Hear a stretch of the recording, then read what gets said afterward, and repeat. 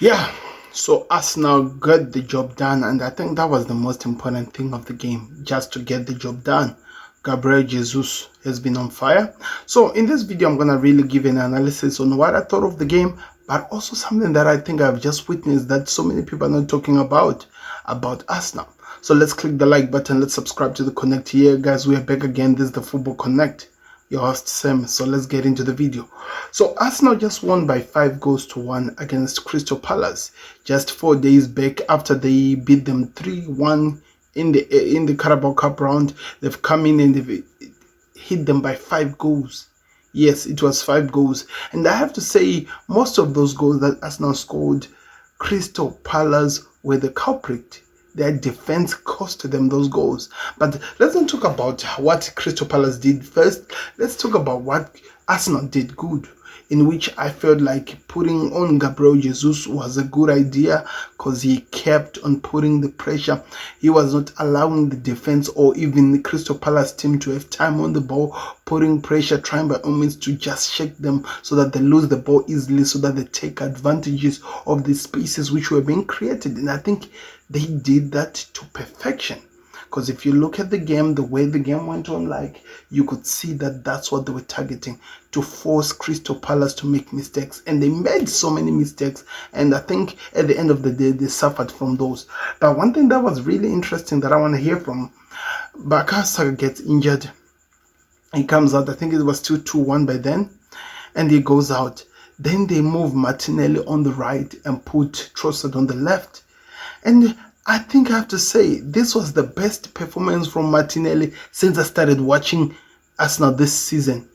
I felt like he came alive. I felt like he was causing problems. I felt like he was a threat every time he got the ball. It felt like Saka never left the field, which got me to thinking, are Arsenal playing Martinelli in the wrong position? Is he just playing on the left because Saka is comfortable on the right, so he just have to do what is there? Because Martinelli was a threat. Crystal Palace did not know how to deal with him. The guys, they just could not deal with him going forward from that. And Gabriel in the midfield, making it so easy to cause chaos. Crystal Palace, I saw that they tried to adopt the idea that some of the teams in the European League were using against Arsenal in terms of dealing with the corner kicks. But one thing that they did not prepare for was the fighters, trying to throw yourself on the ball, trying by all means to stop anything that comes. I felt like that was lacking from Crystal Palace. But they played well. Football-wise in the field, they played well, but they just don't have finishers. They just don't have finishers. Because let us all be honest. We noticed that in the beginning of the game that the defense of Arsenal, of Saliba and Gabriel, was shaky. If Crystal Palace could try by all means to cause chaos, that they could have turned this game way different than the way it ended up, because there were so many gaps, so many spaces in which they could have taken advantage. Mateta missed an easy shot. I know Raya made a mistake in the beginning, but I think he did well watching the game to the very end. I felt like he was the pivotal, the guy who kept this game within Arsenal's hands until they just buried Crystal Palace, because we all knew that sooner or later the Crystal Palace defense will make a mistake that they'll cost them, and they did. All those 5 goals, if you go look at them, you will see where the problem was. Crystal Palace, they were making some silly mistakes. The defense not covering the spaces, allowing Arsenal to shoot from outside, and they were causing chaos.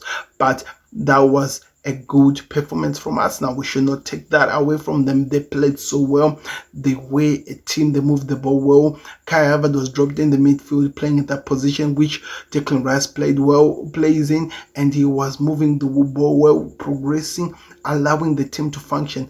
We also saw Thomas Partey being the destroyer, being the DM, the controller, the guy who controls everything there.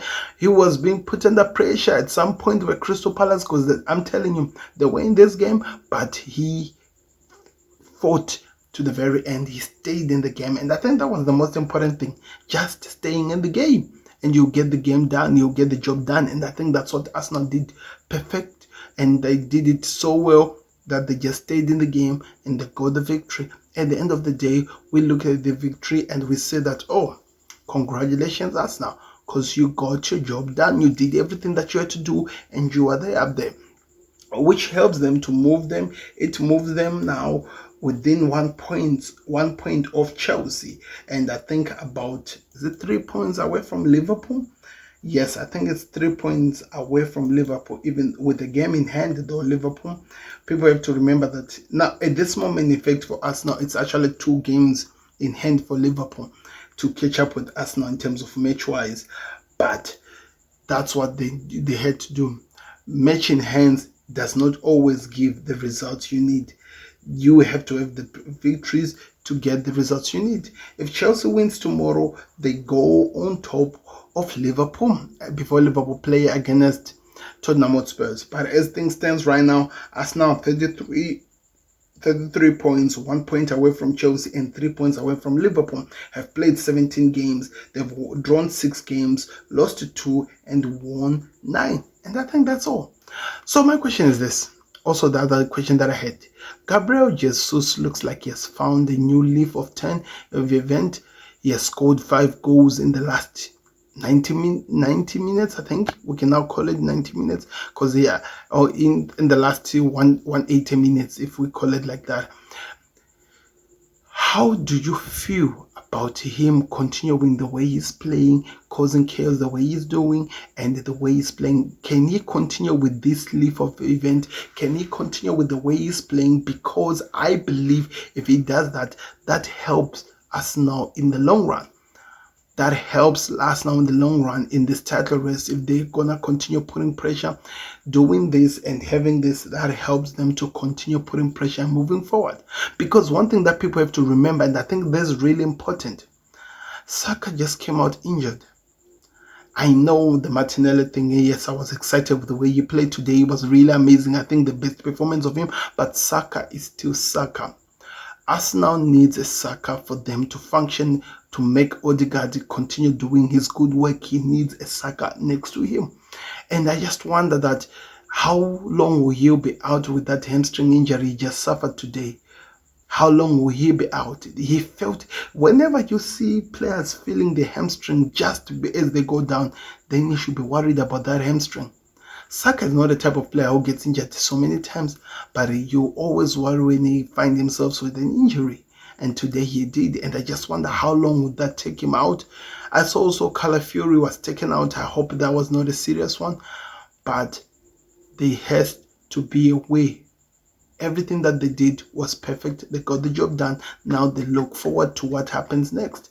We also have to talk about the other games which were played today. I think all of us, we got to see the games, and I think we were impressed with what we saw really in terms of Premier League wise, because West Ham played a good game. They were playing against Brighton. The game finished draw, of course, but one thing that was exciting about today's game was how they were testing each other. In the first half, of course, it was boring, but they came in the second half, played like a team that understood what they were doing. It ended 1-1 for both teams, but they were pushing each other, and that's the only thing that matters with the Premier League, pushing each other to the limits. If it was 3 weeks ago, nobody would ever expected West Ham to be drawing with Brighton, because Brighton were flying high, West Ham were at the lowest of them low. But now we are talking about this 3 games unbeaten now for the manager. It looks like they're gaining back their confidence. Also on the other side of the game, Ipswich played against Newcastle and they were destroyed by 4-0. I think Isak scored his first hat-trick for Newcastle. There was a threat the whole time. They hit the post. They should have buried this team, terribly buried them. But anyway, it ended like that. Nottingham Forest continues with the way they have started by beating Brentford, another team that had not lost in their home ground. They lost today because of Nottingham Forest. They are putting so much pressure. They are looking like a team that understands what they want to do, and they will continue to go high. Hence why they are number 4 in the Premier League. They were number 3 before Arsenal won, but now they are number 4. Let's see how they continue, because now it's near the half of the season.